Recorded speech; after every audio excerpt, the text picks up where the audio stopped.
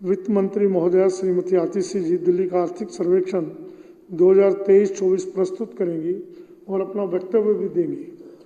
अध्यक्ष महोदय, आर्थिक सर्वेक्षण रखने से पहले मैं आपको और सदन को ये सूचना देना चाहती हूँ कि कुछ दिन पहले जैसे मैंने बताया था कि बजट बनने में कुछ विलंब हुआ था, इसलिए MHA में भेजने में हमें थोड़ी देरी हुई थी।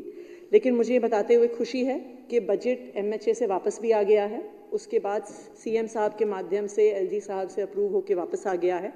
तो 4 तारीख को यानी सोमवार को मैं बजट यहाँ पे सदन में प्रस्तुत करूँगी।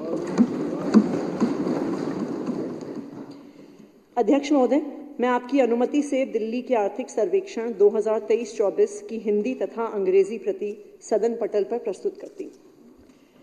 अध्यक्ष महोदय, अक्सर जब आर्थिक सर्वेक्षण जो इकोनॉमिक सर्वे है, जब ये सदन पटल पर रखा जाता है तो सिर्फ इसे टेबल कर दिया जाता है, इसकी डिटेल्स में भाषण नहीं दिया जाता, अपनी पूरी बात नहीं रखी जाती। लेकिन मैं आज एक खास कारण से कुछ बातें इकोनॉमिक सर्वे की इस सदन पटल पर रखना चाहती हूँ, आपके सामने रखना चाहती हूँ। और वो कारण है जो पिछले कई दिनों से, पिछले हफ्ते 10 दिन से जब से हमारा सदन चल रहा है, तो रोज रोज हम किसी एक मुद्दे पे चर्चा कर रहे हैं कि किस तरह से जल बोर्ड का काम रोक दिया गया, किस तरह से अस्पतालों का काम रोक दिया गया, किस तरह से मोहल्ला क्लिनिक्स का काम रोक दिया गया। तो जिस साल का ये इकोनॉमिक सर्वे है 23-24, ये एक ऐसा साल रहा है केजरीवाल सरकार का, जहां पर केंद्र सरकार ने, उनके LG साहब ने और उनकी धमकियों के माध्यम से दिल्ली सरकार के अफसरों ने केजरीवाल सरकार के काम रोकने में कोई भी कसर नहीं छोड़ी। इस 2023-24 के साल में हमारे स्वास्थ्य मंत्री यहाँ पर बैठे हैं, सौरभ भारद्वाज जी, वो आपको बताएंगे कि किस तरह से दिल्ली के मोहल्ला क्लिनिक में कई महीनों तक 2022 में दवाइयाँ रुक गई, टेस्ट रुक गए, मोहल्ला क्लिनिक के बिजली के बिल नहीं दिए गए, डॉक्टरों की तनख्वाह नहीं दी गई, उनका किराया नहीं दिया गया। एक समय ऐसा था अध्यक्ष महोदय, जब मोहल्ला क्लिनिक के डॉक्टर खुद तनख्वाह ना पाने के बावजूद सारा बिजली का बिल अपनी जेब से दे रहे थे। ऐसी स्थिति हो गई थी दिल्ली में। अस्पतालों के OPD काउंटर से डेटा एंट्री ऑपरेटर्स को हटा दिया गया। जब एक गरीब आदमी इतने बड़े अस्पताल में आता था, उसे पता ही नहीं चलता था कहाँ जाना है, कि कहाँ पे कार्डियोलॉजिस्ट बैठता है, कहाँ पे ENT स्पेशलिस्ट बैठता है, कहाँ पे पीडियाट्रिशियन बैठता है। तो वो अस्पताल में दर दर की ठोकरें खा रहा था। दिल्ली सरकार की फरिश्ते स्कीम को रोक दिया गया। जैसा कि आप जानते हैं अध्यक्ष महोदय, दिल्ली विधानसभा तक के भी रिसर्च फेलोज को हमारे LG साहब द्वारा हटा दिया गया, विधायकों के काम रोकने के लिए, दिल्ली सरकार के काम रोकने के लिए। 8 साल के कानूनी संघर्ष के बाद, चाहे हाईकोर्ट में हो, चाहे सुप्रीम कोर्ट में हो, चाहे कॉन्स्टिट्यूशन बेंच के सामने हो, दिल्ली सरकार, चुनी हुई सरकार के हक में सुप्रीम कोर्ट की संवैधानिक पीठ ने एक तरफा फैसला दिया कि दिल्ली की चुनी हुई सरकार के पास लैंड, लॉ एंड ऑर्डर और पुलिस के अलावा सारी ताकत है, सारी पावर है। लेकिन केंद्र सरकार ने केजरीवाल सरकार की ताकत छीनने के लिए उस 8 साल के संघर्ष के बाद 8 दिन के अंदर अंदर एक अध्यादेश के माध्यम से एक नया कानून लेकर आ गए, जो सारी पावर दिल्ली की चुनी हुई सरकार से छीन कर LG साहब के हाथ में दे देती। अध्यक्ष महोदय, इस 2023-24 में अफसरों को, जो दिल्ली सरकार के अफसर हैं, उन्हें बार बार डराया गया, धमकाया गया, उन्हें धमकियां दी गई कि अगर चुनी हुई सरकार के साथ काम किया तो तुम पे विजिलेंस इंक्वायरी कर देंगे, तुम्हें सस्पेंड कर देंगे, तुम पे CBI और ED के केसेस लगा देंगे। और कई अफसरों के साथ ऐसा किया भी, जिससे अफसरों के मन में एक भय बैठ गया कि अगर चुनी हुई सरकार के साथ काम करेंगे तो हमारा अपना करियर खराब हो जाएगा। ना सिर्फ अफसर, दिल्ली की चुनी हुई सरकार के मंत्रियों पर, रूलिंग पार्टी के विधायकों पर केंद्र सरकार ने CBI के केस किए, ED के केस किए, तरह तरह के केस किए। तो जिस साल का ये इकोनॉमिक सर्वे अध्यक्ष महोदय आज हम सदन पटल पर रख रहे हैं, वो एक ऐसा साल रहा है जहां पर केजरीवाल सरकार के काम रोकने की हर संभव कोशिश की गई। लेकिन इकोनॉमिक सर्वे तो देखिए प्योर डेटा है, एलजी साहब चाहे कितनी भी चिट्ठियां लिख लें, हमारे मुख्यमंत्री जी को कितनी भी गालियां निकाल लें कि तुमने कोई काम नहीं किया दिल्ली में, लेकिन आखिरकार डेटा तो डेटा है। और आज ये 2023-24 का जो इकोनॉमिक सर्वे का डेटा है वो दिखा रहा है कि पिछले 1 वर्ष में इनकी हर संभव कोशिश के बावजूद दिल्ली की अर्थव्यवस्था, दिल्ली की इकोनॉमी एक रिकॉर्ड पेस पर बढ़ी है 2023-24 के साथ। यह इकोनॉमिक सर्वे दिखा रहा है कि पिछले 1 साल में दिल्ली के लोगों की प्रति व्यक्ति आय बढ़ी है। यह इकोनॉमिक सर्वे ये दिखा रहा है कि दिल्ली सरकार का राजस्व बढ़ा है। ये इकोनॉमिक सर्वे ये दिखा रहा है कि लगातार हर साल की तरह दिल्ली सरकार का, केजरीवाल सरकार का बजट मुनाफे में रहा है, फिस्कल सरप्लस में रहा है। ये दिल्ली का इकोनॉमिक सर्वे है। तो आज मैं सदन पटल पर इस इकोनॉमिक सर्वे के साथ अपना वक्तव्य इसलिए रख रही हूं कि मैं चाहती हूं कि केंद्र सरकार, उनके एलजी साहब ये जान लें कि वो चाहे जितनी कोशिश कर लें, केजरीवाल रुकेगा नहीं, केजरीवाल झुकेगा नहीं। और जब तक अरविंद केजरीवाल दिल्ली के मुख्यमंत्री हैं, दिल्ली का विकास रुकेगा नहीं। दिल्ली वालों की जो जिंदगी का बेहतरी का प्रयास ये सरकार कर रही है, वो प्रयास रुकेगा नहीं। अध्यक्ष महोदय, इस इकोनॉमिक सर्वे में जब हम दिल्ली की अर्थव्यवस्था के आंकड़े देखने जाते हैं तो ये दिखता है कि जो दिल्ली का जीएसडीपी है करंट प्राइसेस के अनुसार 2022-23 में 10,14,000 करोड़ था, लेकिन एक रिकॉर्ड 9.17% ग्रोथ दिखाकर 2023-24 में 11,07,000 करोड़ तक पहुंच गया है। ये केजरीवाल सरकार की अचीवमेंट है। जब दिल्ली की इकोनॉमी, देश की इकोनॉमी के साथ 2021-22 में कोविड के दौरान कॉन्ट्रैक्ट हुई थी, तो दिल्ली ही एक इकलौता राज्य है जिसने 2021-22 में 8% के रेट पर और 2022-23 में 7.85% के रेट पर रियल जीएसडीपी ग्रोथ दिखाई है, जो पूरे देश में कहीं पर देखने को नहीं मिली। अध्यक्ष महोदय, दिल्ली में देश की 1.5% आबादी रहती है, लेकिन सिर्फ 1.5% आबादी होने के बावजूद दिल्ली का देश के जीडीपी में 4% की हिस्सेदारी है। ये है केजरीवाल की सरकार। ना सिर्फ इतना, अगर हम पिछले 2 साल के आंकड़े देखने जाएं तो 2021-22 में दिल्ली के लोगों की प्रति व्यक्ति आय 3,70,000 रुपए के आसपास थी और मात्र 2 साल में दिल्ली के लोगों की प्रति व्यक्ति आय 4,61,000 पर पहुंच गई है, यानी 2 साल में 22% बढ़ी है। ये जो प्रति व्यक्ति आय है, ना सिर्फ ये किसने एक रिकॉर्ड ग्रोथ देखा है, पर दिल्ली के लोगों की प्रति व्यक्ति आय देश की प्रति व्यक्ति आय से 2 सबसे बड़ी समस्याएं हैं, वो है महंगाई और बेरोजगारी। आज भारत का जो महंगाई दर है, जो इन्फ्लेशन रेट है, वो पूरी दुनिया में दूसरे नंबर पर है। पूरी दुनिया में सिर्फ एक टर्की देश है जिसमें महंगाई भारत से ज्यादा है।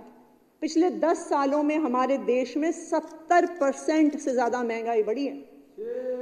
हर आम इंसान को पता है कि 2014 से लेके आज तक, 2014 में गैस सिलेंडर 300 रुपए का होता था, आज 1200 रुपए पर पहुंच गया है। पेट्रोल का दाम 72 रुपए से 100 रुपए पर पहुंच गया है। डीजल का दाम 55 रुपए से 90 रुपए पर पहुंच गया है। देश में महंगाई का दर 2023 में 5.65% था, जो मुझे लगता है कि पिछले देश के 75 साल के इतिहास में शायद इतना महंगाई दर नहीं रहा। लेकिन केंद्र सरकार के ही आंकड़े, अध्यक्ष महोदय, ये दिखाते हैं कि अगर पूरे देश में सबसे कम महंगाई दर किसी राज्य में है तो वो दिल्ली में है, अरविंद केजरीवाल जी की सरकार के तहत। जब केंद्र सरकार का जनवरी से दिसंबर 2023 से महंगाई दर 5.65% था, दिल्ली का महंगाई दर उसका आधा, मात्र 2.81% था। पूरे देश में सबसे कम महंगाई दर। दूसरी देश की सबसे बड़ी समस्या, अध्यक्ष महोदय, है बेरोजगारी। बेरोजगारी पिछले कई सालों से अपनी चरम पर है। अगर आप नेशनल लेवल का अनएम्प्लॉयमेंट का डेटा देखें तो 5.65% अनएम्प्लॉयमेंट आज देश में है। अगर युवाओं का ये आंकड़ा देखने जाएं तो वो और भी भयावह है कि आज हमारे देश में 25% युवा बेरोजगार हैं। और अगर आप ग्रेजुएट्स का आंकड़ा देखने जाइए तो वो उससे भी बदतर है कि आज हमारे देश में 42% ग्रेजुएट बेरोजगार हैं।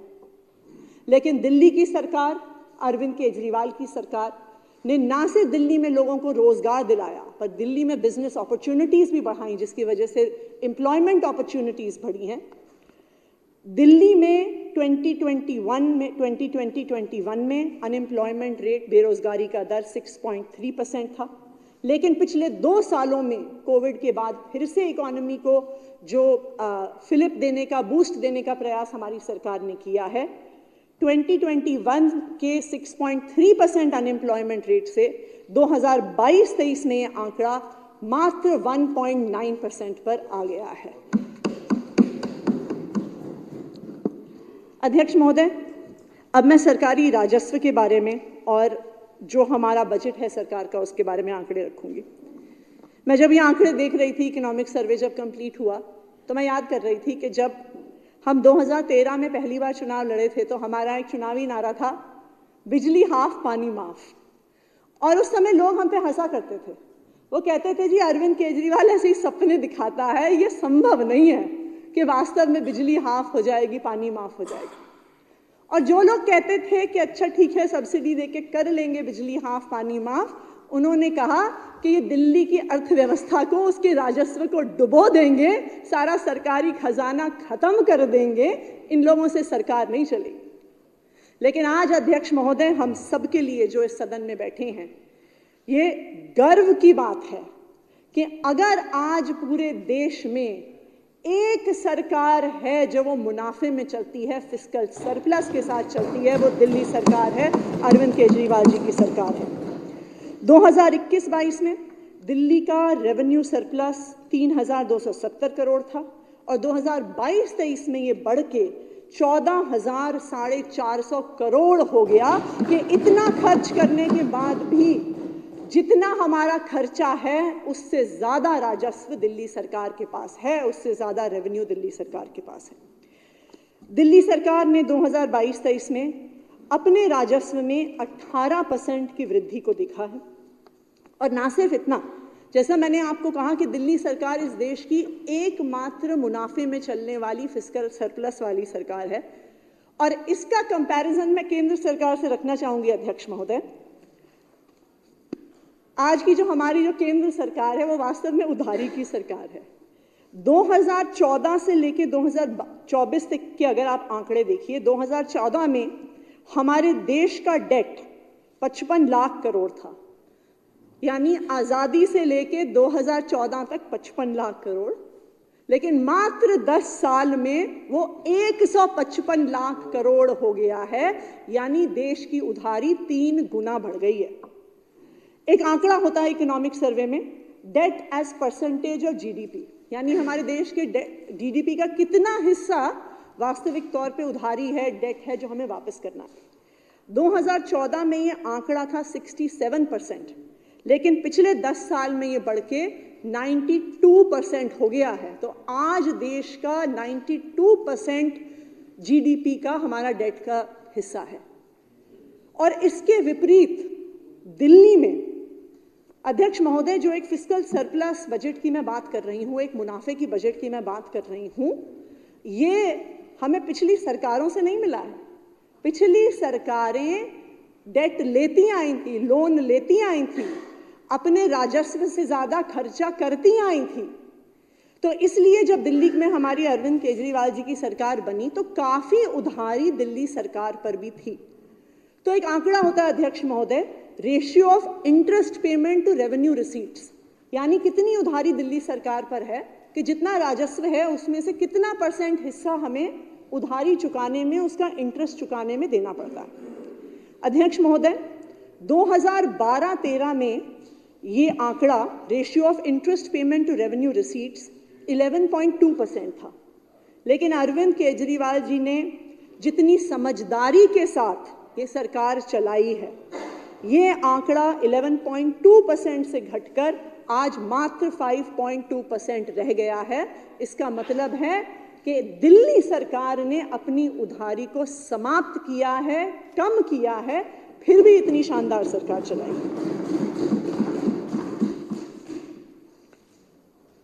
अध्यक्ष महोदय, दिल्ली सरकार दिल्ली के लोगों को बिजली फ्री देती है, पानी फ्री देती है, बस यात्रा फ्री देती है, अच्छी शिक्षा फ्री देती है, स्वास्थ्य फ्री देती है, मोहल्ला क्लिनिक और अस्पताल में हर इलाज फ्री देती है, बुजुर्गों को तीर्थ यात्रा फ्री देती है, फिर भी मुनाफे की सरकार चलाती है। हमने एक स्टडी करवाई थी हमारे प्लानिंग डिपार्टमेंट ने, तो उन्होंने दिल्ली के 3,500 परिवारों के साथ सर्वे किया।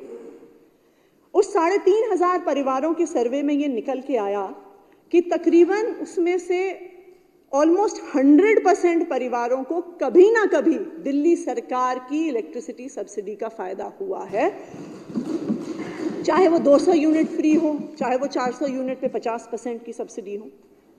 75% लोगों को फ्री पानी का फायदा मिला है, हमारी स्टडी में निकल के आया। 65% लोगों ने फ्री ट्रीटमेंट या तो सरकारी अस्पताल में या मोहल्ला क्लिनिक में करवाया है।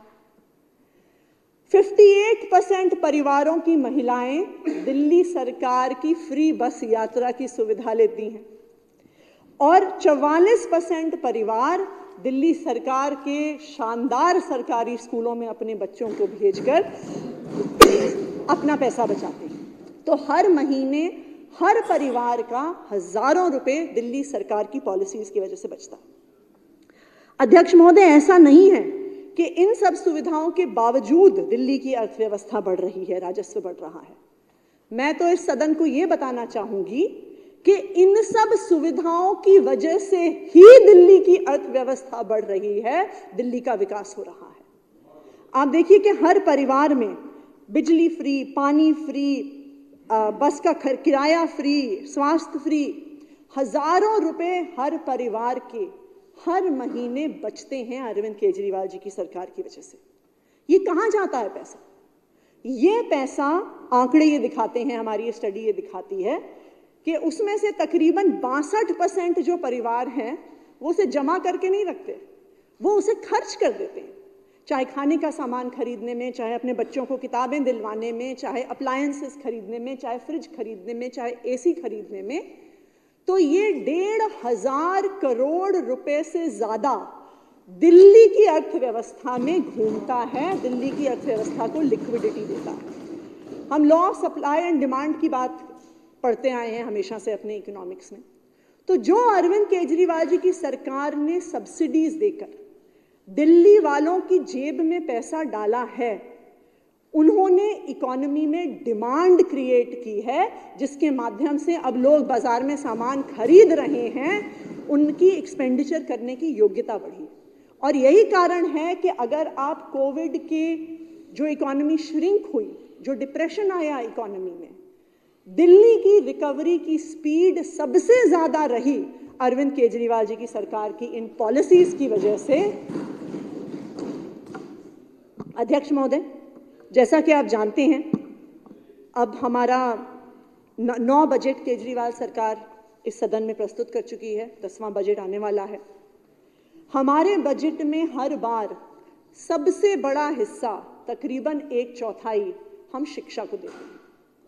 और इस बार रिजर्व बैंक ऑफ इंडिया की रिपोर्ट आई जो हर स्टेट के बजट का एनालिसिस करती है, और उस आरबीआई की स्टेट बजट एनालिसिस की रिपोर्ट ने यह दिखाया कि 2022-23 में अगर हम सारे राज्यों ने कितना व्यय किया, कितना एक्सपेंडिचर किया, तो दिल्ली सरकार ने पूरे देश की सरकारों में से सबसे ज्यादा व्यय शिक्षा पे किया, 21.1% किया, जबकि पूरे देश में औसत मात्र 13.5% है।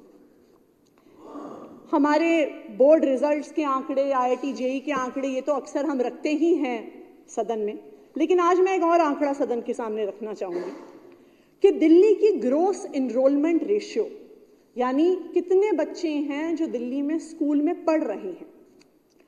अक्सर हम देखते हैं जब बच्चों को स्कूल भेजने की बात आती है तो स्कूल के शुरुआती सालों में तो बच्चों को स्कूल में एडमिशन दिलवाया जाता है, लेकिन जब सरकारी स्कूल में पढ़ाई की व्यवस्था ठीक नहीं होती है तो अक्सर एक गरीब माता पिता को लगता है कि भाई कुछ पढ़ तो रहा नहीं है, कुछ सीख तो रहा नहीं है, नौकरी तो मिलनी नहीं है, तो इसको स्कूल से बाहर निकाल कर काम ही करवा लो, 2 पैसे ही कमा लेगा। लेकिन अगर, और मुझे लगता है कि यह आंकड़ा दिल्ली के सरकारी स्कूलों में कितना सुधार आया है उस बात को दिखाता है कि ना सिर्फ दिल्ली का gross enrolment ratio primary schools में हाई है, लेकिन सीनियर सेकेंडरी स्कूल में यानी 11वीं 12वीं में, जबकि पूरे देश में 57.05% ही बच्चे 11वीं 12वीं तक पहुंचते हैं, दिल्ली में ये आंकड़ा 95% है। इसका मतलब जो बच्चे स्कूल में घुसते हैं नर्सरी में पहली कक्षा में, वो अपनी 12वीं तक की पूरी पढ़ाई करके ही बाहर निकलते हैं, वो ड्रॉप आउट नहीं होते, शिक्षा व्यवस्था से बाहर नहीं निकलते। अध्यक्ष महोदय, हमारा इकोनॉमिक सर्वे ये भी दिखाता है कि केजरीवाल सरकार ने 16.17% खर्चा पब्लिक हेल्थ और फैमिली वेलफेयर पे किया। दिल्ली में हेल्थ का बहुत इंफ्रास्ट्रक्चर है अध्यक्ष महोदय, वो दिल्ली सरकार का भी है, एमसीडी का भी है, प्राइवेट भी है, जिसमें 92 hospitals, 39 primary health centres, 1650 dispensaries, 124 maternity homes, 46 polyclinics, 1000 nursing homes हैं। लेकिन इस पूरे आंकड़े में से एक बड़ी संख्या दिल्ली का जो पूरा हेल्थ इंफ्रास्ट्रक्चर है वो केजरीवाल सरकार का ही है। आज केजरीवाल सरकार के पास 38 मल्टी स्पेशलिटी और सुपर स्पेशलिटी हॉस्पिटल्स हैं, 521 मोहल्ला क्लिनिक हैं, 175 डिस्पेंसरीज हैं, 60 प्राइमरी अर्बन हेल्थ सेंटर्स हैं, 30 पॉलीक्लिनिक्स हैं, 55 आयुर्वेदिक डिस्पेंसरीज हैं, 25 यूनानी डिस्पेंसरीज हैं और 117 होम्योपैथिक डिस्पेंसरीज हैं।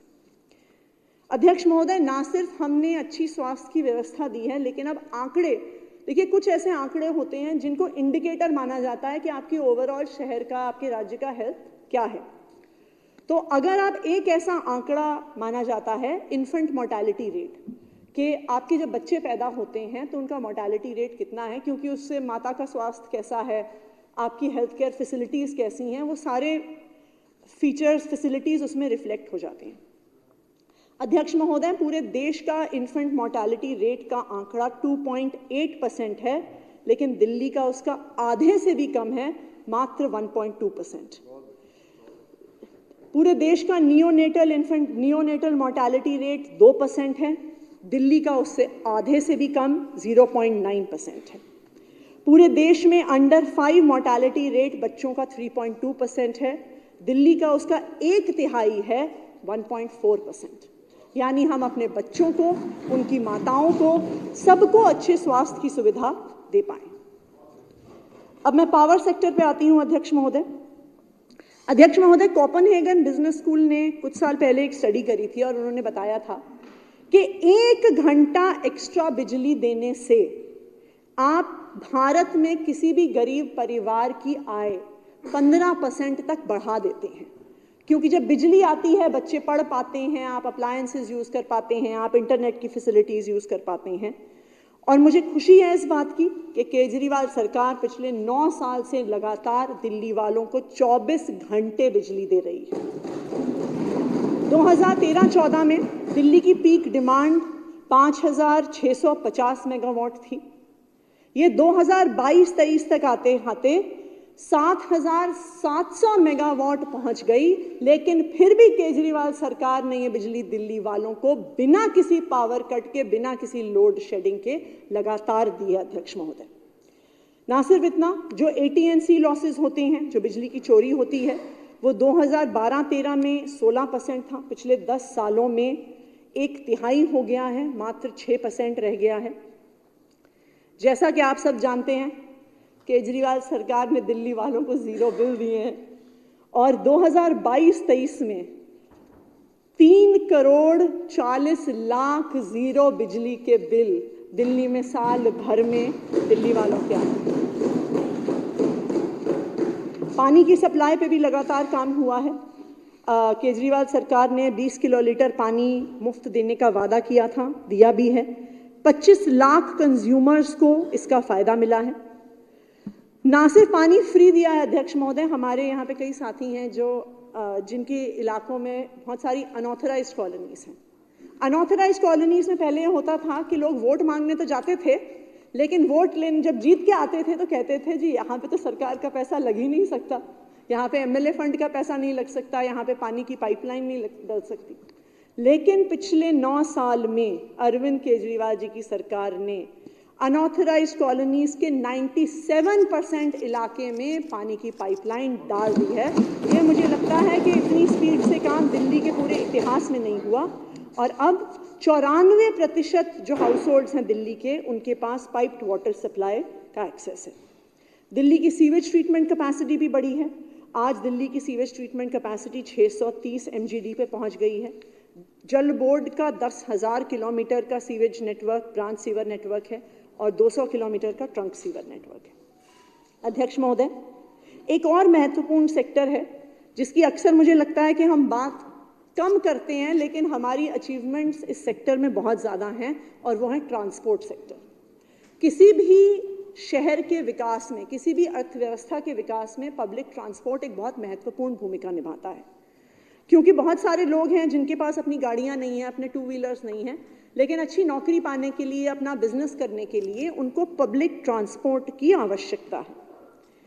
आज अध्यक्ष महोदय, दिल्ली सरकार ने बसों के और मेट्रो के माध्यम से इतना बेहतरीन पब्लिक ट्रांसपोर्ट नेटवर्क दिया है कि डेली एवरेज पैसेंजर राइडरशिप अगर हम देखें तो दिल्ली की जो DTC बसेस हैं उसमें 25 lakh rides per day Delhi वाले लेते हैं। क्लस्टर बसेस में 16 लाख राइड्स पर डे और दिल्ली मेट्रो में 46 लाख पैसेंजर्स डेली जाते हैं। इसका मतलब ये है कि हर रोज 87 लाख पैसेंजर्स दिल्ली के पब्लिक ट्रांसपोर्ट सिस्टम का इस्तेमाल करते हैं, चाहे स्कूल जाने के लिए, चाहे कॉलेज जाने के लिए, चाहे अपने बिजनेस के लिए। और सिर्फ इतना ही नहीं, आज दिल्ली की टोटल बस फ्लीट 7,500 पार कर गई है, जिसमें से 1,650 इलेक्ट्रिक बसें हैं। और हम सबको इस बात पे भी बहुत गर्व है कि अगर आप पूरी दुनिया में इलेक्ट्रिक बसों का बेड़ा देखने जाइए तो दिल्ली का बेड़ा ऑलरेडी पूरे दुनिया में 3रे नंबर पर पहुंच गया है। सिर्फ एक चाइना का शेंजन शहर है और सैंटियागो है जो दिल्ली से आगे है, लेकिन हमारे परिवहन मंत्री कैलाश गहलोत जी ने इतनी सारी इलेक्ट्रिक बसों का ऑर्डर दे दिया है कि कुछ ही महीनों में हम पूरी दुनिया में नंबर 1 पर पहुंच जाएंगे इलेक्ट्रिक बसेस के माध्यम से। पिंक टिकट्स के माध्यम से हमने महिलाओं को फ्री बस यात्रा दी और 2022-23 में total number of pink tickets 45 crore था कि 45 करोड़ बार हमारी माताओं और बहनों ने बस राइड। सिर्फ इतना ही नहीं अध्यक्ष महोदय, अक्सर दिल्ली को यहाँ पे होने वाले प्रदूषण की वजह से काफ़ी क्रिटिसिज्म का सामना करना पड़ता है, लेकिन यहाँ पर भी दिल्ली सरकार ने कई प्रयास किए हैं। 2022-23 में केजरीवाल सरकार ने 70 लाख से ज़्यादा पौधे एक साल में लगाए हैं। और सिर्फ इतना ही नहीं, जो दिल्ली का फॉरेस्ट और ट्री कवर है वो एक आंकड़ा होता है कि इसकी डेंसिटी कितनी है। तो आज दिल्ली की 23.0% एरिया, 23.06% एरिया ग्रीन कवर में आता है, जो देश के किसी भी शहर से ज़्यादा है, और ये लगातार पिछले 10 साल में बढ़ता आया है। ना सिर्फ इतना, जो AQI में गुड डेज माने जाते हैं उसका आंकड़ा 2018 से बढ़ा है। 2018 में 158 AQI के अनुसार गुड डेज थे, जो 2023 तक 206 तक पहुंच गया है। तो अध्यक्ष महोदय, जो हमारा इस बार का इकोनॉमिक सर्वे दिल्ली के विकास की, दिल्ली के लोगों की ज़िंदगी की बेहतरी की गाथा सुना रहा है, मैं आज इस इकोनॉमिक सर्वे के माध्यम से जो सब लोग के अरविंद केजरीवाल जी का विरोध करते हैं, उनके काम को रोकने की कोशिश करते हैं, मैं उनको बताना चाहूँगी एक बार फिर कि आप कितनी भी बाधाएं डालते रहिए, अरविंद केजरीवाल जी ने दिल्ली के लोगों को एक वादा किया है कि वो उनकी ज़िंदगी बेहतर बनाएंगे। और हमारे विरोधी कितनी भी कोशिश करते रहें, लेकिन अरविंद केजरीवाल जी अपना वादा पूरा कर रहे हैं और आने वाले समय में भी करते रहेंगे। बहुत बहुत धन्यवाद।